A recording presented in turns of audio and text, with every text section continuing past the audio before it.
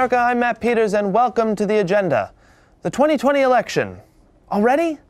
In 2016, over 65 million Americans voted for Hillary Clinton, and now every single one of those people is running as a Democratic candidate in 2020.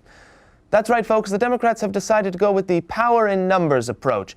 If we have enough candidates on the debate stage, maybe Donald Trump will run out of silly nicknames to call them. Of course, with 12 Democrats already announcing their presidential candidacies, one must ask, why? What benefit do the Democrats have by campaigning 21 months before the actual election? I understand that Democrats can't stand the image of Cheeto dust staining the white linen sheets of the Lincoln bedroom, but there must be a better strategy. At this point in the game, major names that have announced their candidacy include Kamala Harris, Bernie Sanders, Cory Booker, Kirsten Gillibrand, Amy Klobuchar, Elizabeth Warren, Pete Buttigieg, and Tulsi Gabbard. Not to mention the anticipated announcements from Joe Biden, Sherrod Brown, Michael Bloomberg, Beto O'Rourke, and more. And yet with all these Democrats running for president so early on, we've seen little to no coverage of actual policy. Take a look. Former Representative Beto O'Rourke today posted videos from his dental cleaning on Instagram. Not to be outdone, President Trump posted a photo of his. Hold on a sec. I'm going to get me a beer.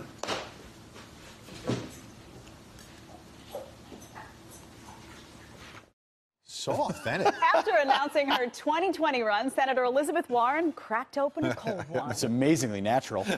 She's now revealed that the beer she was sipping was a Michelob Ultra, what she calls the club soda of beers and her favorite. But there are so many better options out there, especially craft beers. We want to help the senator out. Joy and I were talking about, is that I don't interpret that as a joke. Joy thinks she was joking about getting the beer. She's joking. It's based on the fact that when George W. Bush was running against Al Gore, they said, oh, he's a stiff.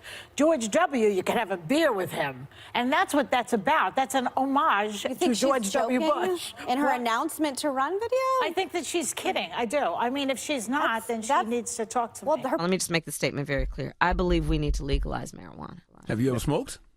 I have. Okay. Like and I inhale. I did inhale. Okay.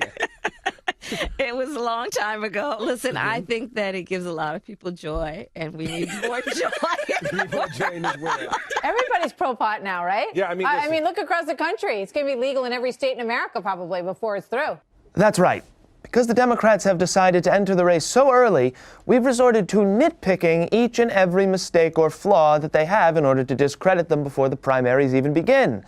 Kamala Harris admitted that she smoked weed in the past. Who gives a shit?